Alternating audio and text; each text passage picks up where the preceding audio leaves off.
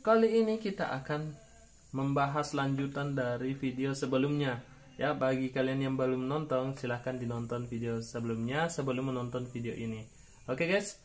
Ya, bagi kalian yang baru bergabung di channel ini, silahkan di subscribe dulu ya. Dan jangan lupa nyalakan lonceng notifikasinya agar kalian tidak ketinggalan video terbaru di channel ini. Oke, kita lanjut saja. Sebelum kita lanjut, mari kita intro dulu.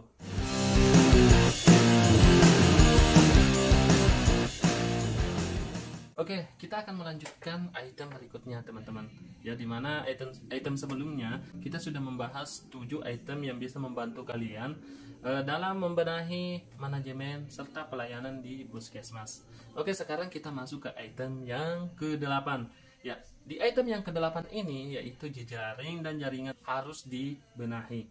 Ya, jangan lupa teman-teman bahwa di Permenkes nomor 43 tahun 2019 itu ada yang namanya penanggung jawab jejaring dan jaringan. Jangan disepelekan teman-teman. Kenapa? Karena ini hal yang sangat penting ya. Kenapa?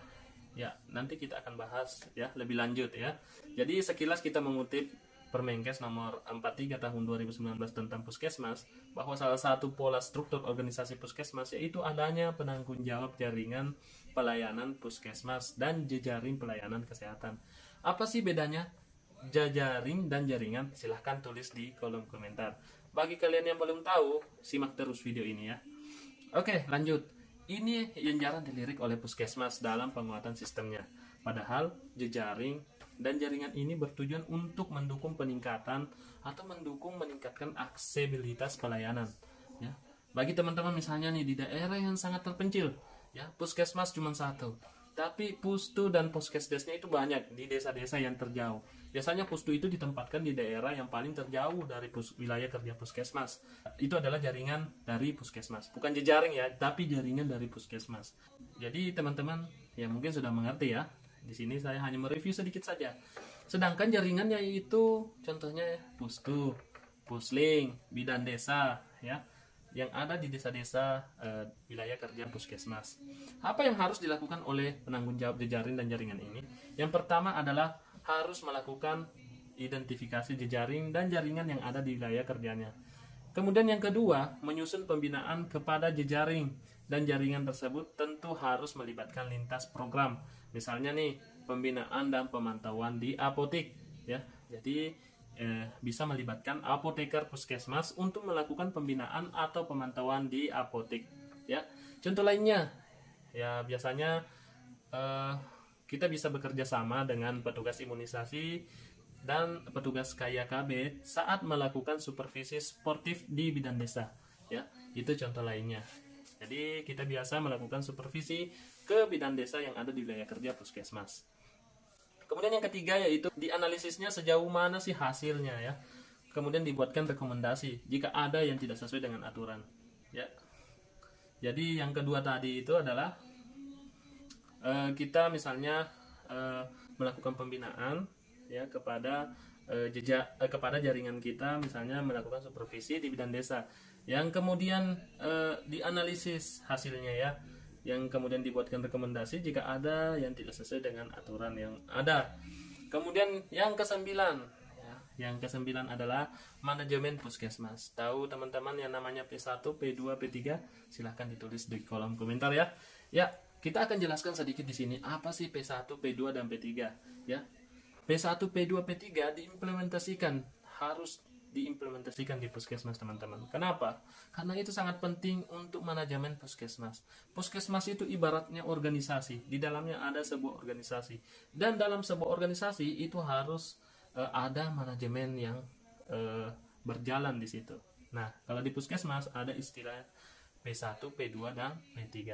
Jadi yang pertama itu perencanaan ya. P1 itu adalah perencanaan teman-teman. Perencanaan di puskesmas haruslah melalui tahapan yang sesuai dengan prosedur. Luaran perencanaan puskesmas ini dapat berupa Renstra 5 tahunan ya, RUK Puskesmas, RKA, RPK Puskesmas, dan harus disinkronkan dengan pendanaan di puskesmas, baik JKN, BOK, Jampersal maupun dana yang lain. Adapun proses perencanaan di tingkat puskesmas yaitu puskesmas menyusun jenis kegiatan dan pelayanan berdasarkan kebutuhan dan harapan masyarakat ya. dan juga capaian yang ada di puskesmas. Proses untuk mendapatkan data tersebut diantaranya melalui pendataan keluarga sehat atau PSPK, survei SND, hasil MMD, forum-forum masyarakat atau lintas sektor. Jadi data-data epidemiologi atau capaian kinerja dan data-data lainnya yang ada di puskesmas. Kemudian mengidentifikasi masalah kesehatan dan potensi pemecahannya, melakukan prioritas masalah kesehatan, membuat rumusan masalah, mencari penyebab masalah, ya, menetapkan cara pemecahan masalah, kemudian memasukkan pemecahan masalah tadi ke dalam rencana usulan kegiatan atau RUK puskesmas. Yang setelah itu tindak lanjuti dengan membuat yang namanya atau menyusun yang namanya rencana pelaksanaan kegiatan, ya, di puskesmas, baik itu RPK tahunan maupun RPK bulanan. Jadi tahapan ini harus diperkuat di puskesmas, teman-teman, karena masih ada juga puskesmas yang hanya mengcopy paste rencana 5 tahun, ya, mengcopy paste rencana tahun yang lalu, sehingga kegiatannya monoton, itu saja, tanpa memperhatikan masalah yang ada di wilayah kerjanya. Hal yang perlu digarisbawahi adalah perencanaan puskesmas harus menampung aspirasi dari masyarakat. Jangan dibuat-buat sendiri, akan tetapi harus sesuai dengan aspirasi masyarakat, lintas sektor maupun lintas program tentunya, melalui forum loka karya atau forum-forum masyarakat lainnya. Oleh karena itu, harus ada kesadaran untuk duduk bersama memikirkan permasalahan yang terjadi dan melahirkan program-program inovasi secara bersama-sama untuk mengatasi masalah-masalah tersebut. Yang kedua, penguatan pergerakan dan pelaksanaan atau biasa kita singkat sebagai P2. Ya. Program dan pelayanan yang telah direncanakan dan dijadwalkan pada RPK bulanan kemudian dilaksanakan, baik itu intervensi berbasis keluarga, ya, atau biasa disebut sebagai intervensi PSPK, ya. Kemudian pelayanan di dalam gedung maupun program-program intervensi luar gedung yang bersentuhan langsung dengan sasaran, tentu dengan memperhatikan hak dan kewajiban pengguna serta sasaran kegiatan. Pada proses P2 ini, pengarahan dan pergerakan petugas bisa melalui lokakarya mini bulanan, termasuk menggerakkan lintas sektor agar penyelenggaraan kegiatan dan pelayanan bisa berjalan efektif dan tepat sasaran, teman-teman.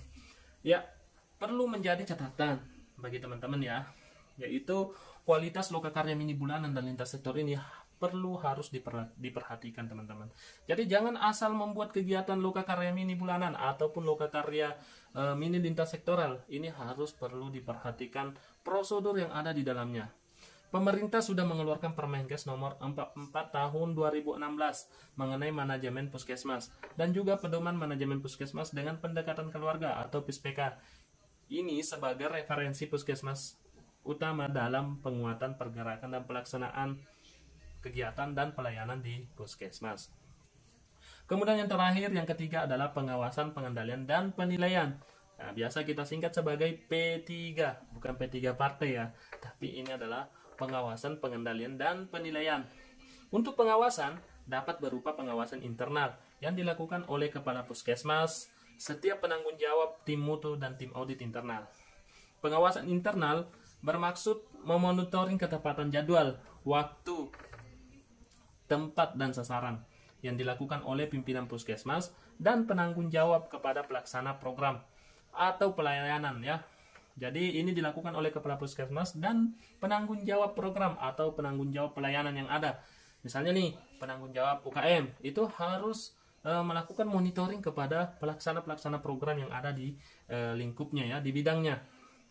Kemudian pengawasan lainnya yaitu secara eksternal dari lintas sektor atau dinas kesehatan maupun dari masyarakat. Pengawasan dan pengendalian kegiatan dan pelayanan dapat melalui Lokmin, pertemuan di luar Lokmin maupun pemantauan secara langsung di lapangan. Tujuannya yaitu meninjau sejauh mana sih proses kegiatan yang sudah berjalan, apa saja kendala dan hambatan yang dihadapi pelaksana program dengan mengumpulkan capaian kinerja, ya. Kemudian dianalisis dan dibuat rencana tindak lanjutnya untuk memperbaiki kinerja, ya, yang telah dilakukan.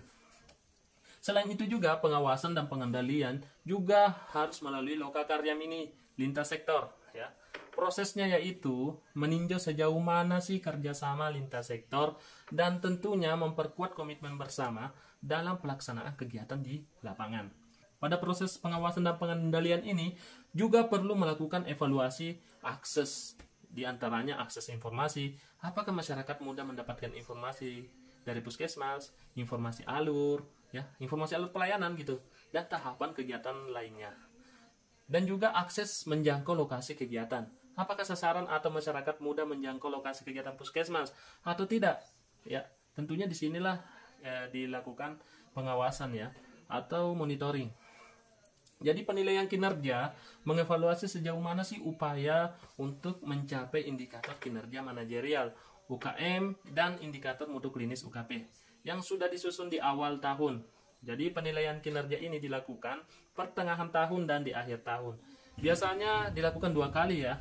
Ada juga yang melakukan cuma sekali, yaitu di akhir tahun. Tapi idealnya bagusnya itu dilakukan selama 2 kali dalam setahun, yaitu tiap semester ya. Jadi dilakukannya melalui logmin atau penilaian oleh Dinas Kesehatan setempat. Ya. Kemudian yang ke-10 ya, item yang ke-10. Tim komunikasi, informasi dan penanganan pengaduan publik harus tetap berjalan. Tim ini melakukan tugasnya dengan berkolaborasi pada setiap pegawai dalam pelaksanaan pengelolaan komunikasi informasi dan penanganan pengaduan publik. Secara rutin mengumpulkan informasi hasil survei asesmen atau survei kepuasan pelanggan, survei umpan balik dari pemegang program, dan lain-lainnya. Kemudian mengumpulkan informasi keluhan yang masuk ke call center, kotak saran, tatap muka langsung, melalui unit pelayanan, postu, dan poskesdes. Tim ini juga berupaya mendekatkan akses masyarakat terhadap informasi pelayanan atau kegiatan yang dilakukan oleh puskesmas dengan memanfaatkan sumber daya yang ada seperti brosur, leaflet, dan lain-lain, termasuk media cetak elektronik atau media sosial ya. Kemudian yang ke-11, item yang ke-11 ya, yaitu penanggung jawab mutu dan tim menjadi ujung tombak mutu pelayanan ya. Tim ini menjadi kunci atau garda terdepan dalam menjaga kualitas pelayanan di puskesmas. Hal yang dilakukan oleh tim ini secara garis besar yaitu pertama, mengajak semua pegawai untuk mengikrarkan kembali komitmen mereka untuk memberikan pelayanan yang berkualitas. Itu yang pertama. Yang kedua, bersama-sama semua pegawai menyusun indikator kinerja manajerial, ya, kinerja UKM dan mutu klinis, indikator perilaku klinis serta kebijakan mutu dan sasaran keselamatan pasien. Kemudian yang ketiga yaitu menyusun dan mensosialisasikan manual mutu atau pedoman mutu yang digunakan puskesmas sebagai pedoman untuk memberikan pelayanan yang berkualitas. Kemudian yang keempat, membuat rencana peningkatan mutu. Yang kelima, secara berkala mengumpulkan data indikator mutu kinerja dari setiap program dan unit. Kemudian dibuatkan rencana peningkatan serta perbaikan mutu secara berkesinambungan. Keenam, bersama-sama tim manajemen risiko meminimalisir kejadian-kejadian yang menimbulkan risiko kerugian atau dampak negatif. Ketujuh, bersama-sama dengan tim audit internal melakukan pengawasan dan pengendalian terhadap pelaksanaan kegiatan dan pelayanan di puskesmas. Ya. Kemudian yang kedelapan, merencanakan kaji banding ke puskesmas lainnya yang memiliki capaian kinerja atau pelayanan yang lebih baik. Ya, bukan kaji banding akreditasi ya. Ini banyak yang salah kaprah sebenarnya ya.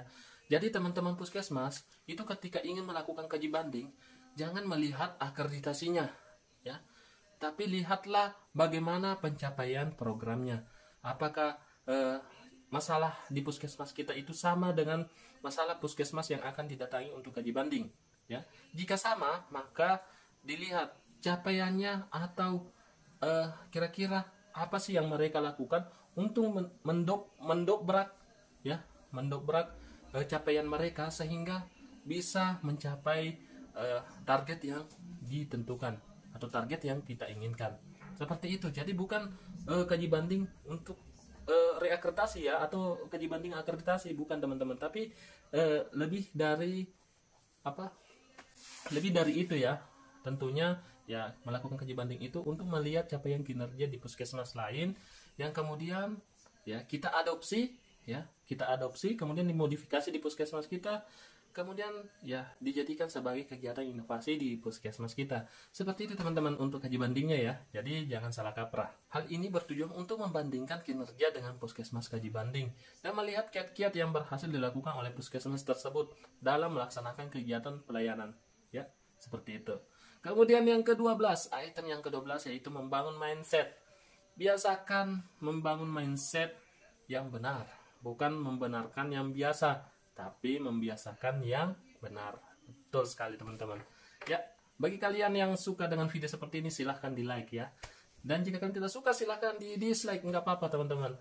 Tapi jangan lupa berikan saran dan masukan di kolom komentar ya, agar bisa menjadi bahan evaluasi untuk channel ini, agar tetap menjaga kualitasnya ya. Oke, lanjut. Jadi item ke-12 tadi yaitu membangun mindset. Biasakan yang benar, bukan membenarkan yang biasa. Saat ini Puskesmas tengah menghadapi akreditasi ya. Banyak yang menghadapi akreditasi dan banyak yang kaku dalam menghadapinya ya. Banyak tantangan yang dihadapi oleh Puskesmas. Bahkan ada juga mengeluh karena terlalu banyak SK, terlalu banyak pedoman, terlalu banyak panduan atau kerangka acuan dan SOP yang harus dibuat. Sebaliknya, ini akan melindungi petugas dalam melaksanakan kegiatan di lapangan ya. Jadi itu jangan dijadikan sebagai beban teman-teman ya, tapi enjoy saja. Jadikan itu sebagai kebiasaan supaya tidak menjadi beban dari teman-teman. Ya. Karena itu akan melindungi petugas atau melindungi teman-teman dalam melaksanakan kegiatan dan pelayanan, baik di dalam gedung maupun di luar gedung. Jadi mindsetnya biasakan yang benar, bukan membenarkan yang biasa. Itu yang terjadi rata-rata di tiap puskesmas ya. Tapi tidak semua ya, ada juga puskesmas yang bagus teman-teman. Jadi ini harus selalu digaungkan di puskesmas, yaitu biasakan yang benar, bukan membenarkan yang biasa. Harus digaungkan terus ya. Bekerja harus sesuai dengan prosedur yang ada ya. Selain menjaga kualitas pelayanan, juga untuk safety bagi petugas. Yuk berbenah secara sistem dan biasakan melakukan sesuai prosedur yang ada. Kemudian yang ke-13, lingkungan puskesmas yang sehat ya. Sama halnya dengan sarana prasarana dan peralatan ya. Puskesmas juga harus mewujudkan lingkungan yang sehat. Apa itu? Yaitu yang pertama lingkungan fisik, yang kedua instalasi listrik, air, ventilasi, dan limbah berbahaya, limbah medis, serta sistem lain yang dipersyaratkan diperiksa secara rutin, dipelihara dan diperbaiki. Jangan dilihat-lihat saja gitu, harus ditindaklanjuti. Jadi terdapat banyak istilah dalam pemeliharaan sarana dan prasarana dan lingkungan yang sehat ya. Di antaranya yaitu 5R ya teman-teman. 5R singkatan dari ringkas ya, ringkas atau ringkas atau pemilahan, rapi, penataan, resik atau pembersihan, rawat atau pemeliharaan, rajin atau pembiasaan. Jadi setiap anggota puskesmas wajib menjalankan prinsip 5R ini untuk mewujudkan lingkungan sehat ya. Petugas Kesling, cleaning service, serta pegawai lainnya harus melakukan hal-hal sebagai berikut.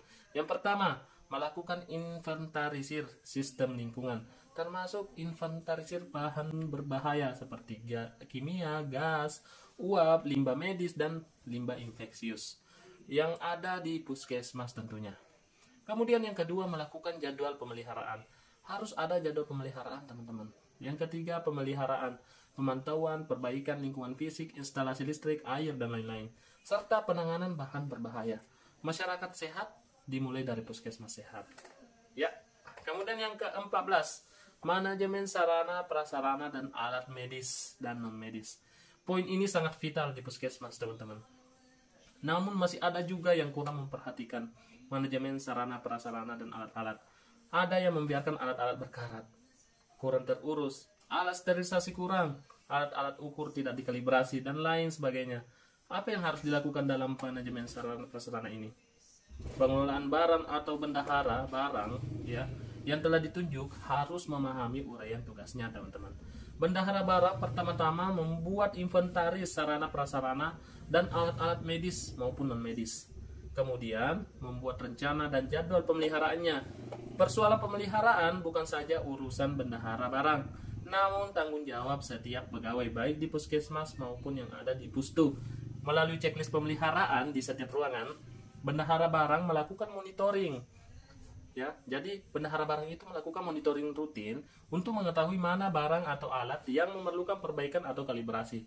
Di awal tahun, bendahara barang juga menjadwalkan kalibrasi alat yang tentunya disesuaikan dengan perencanaan puskesmas. Hal yang tidak boleh kalah penting yaitu sterilisasi alat. Ya. Sterilisasi alat harus dijadwalkan dan dimonitoring, teman-teman. Serta dibuatkan tindak lanjut jika ditemukan proses sterilisasi yang tidak sesuai prosedur. Kemudian item yang terakhir, dan ini adalah item yang sangat sensitif. Kenapa saya mengatakan sangat sensitif? Karena dengan item ini orang-orang bisa salah paham, orang-orang bisa bercerai-berai, orang-orang bisa berdebat sampai ke jalur hukum tentunya, ya. Dan hal ini sebenarnya nggak perlu sampai di jalur hukum. Kita bisa menyelesaikannya di puskesmas, tentunya dengan manajemen yang bagus. Ya, apa itu? Poin yang ke-15 yang sangat penting, yaitu keuangan. Tentunya teman-teman menunggu hal ini ya. Ya, kenapa? Kenapa hal ini sangat sensitif? Keuangan, ya. Karena kita atau teman-teman di puskesmas itu bisa saling curiga gara-gara keuangan di puskesmas, ya. Apalagi jika ada pemotongan sana sini, ya. Itu tentunya hal yang sangat sensitif, teman-teman.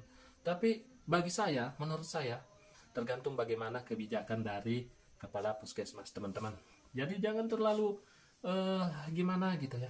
Jadi keuangan harus dikelola dengan baik. Tentunya tak hanya dikelola dengan baik dalam proses pengelolaan keuangan, tapi harus transparan juga. Transparan bukan berarti telanjang, ya. Jadi transparan di sini ya adalah kita tahu arah aliran dana itu, ya, supaya ya, semua prosesnya itu jadi lebih mudah dan lebih jelas, ya. Bendahara harus jelas bukti pembukuan keuangannya. Bahkan jika perlu diadakan audit eksternal maupun audit internal rutin untuk melihat sejauh mana penyerapan dan peruntukan dananya. Apakah sudah menunjang dengan baik kegiatan yang sesuai visi misi dan tujuan atau belum. Selain itu, banyak pegawai puskesmas yang mengharapkan agar transparansi keuangan terbuka dalam sebuah forum. Hal ini agar diketahui sejauh mana sih penyerapan dan peruntukannya, serta sisi mana yang masih lemah dalam penyerapannya. Ini bertujuan untuk mencari solusi bersama dalam penyerapannya. Ya, lagi-lagi harus mengedepankan komunikasi dalam pengelolaannya. Ibarat lagu, jangan ada dusta di antara kita. Oke, teman-teman. Jadi ya mungkin itu aja sih pembahasan tentang 15 item, ya. Karena ini adalah part yang kedua, maka teman-teman ya, part kedua ini adalah akhir dari 15 item tersebut ya. Ya, jangan lupa bagi kalian yang suka dengan video ini silahkan di like, dan jangan lupa bagikan ke teman-teman yang lainnya. Oke, mohon maaf jika ada salah-salah kata, dan sekali lagi saya tidak bermaksud untuk menyinggung salah satu puskesmas atau yang lainnya. Ini adalah pengalaman pribadi saya dan juga sesuai dengan buku pedoman akreditasi yang sering saya buka-buka dan baca-baca. Meskipun saya bukan apa-apa di puskesmas, tapi setidaknya pengalaman dan ilmu yang saya dapatkan itu bisa bermanfaat bagi yang lain. Terima kasih telah menonton video ini, dan jangan lupa jaga kesehatan dan salam sehat.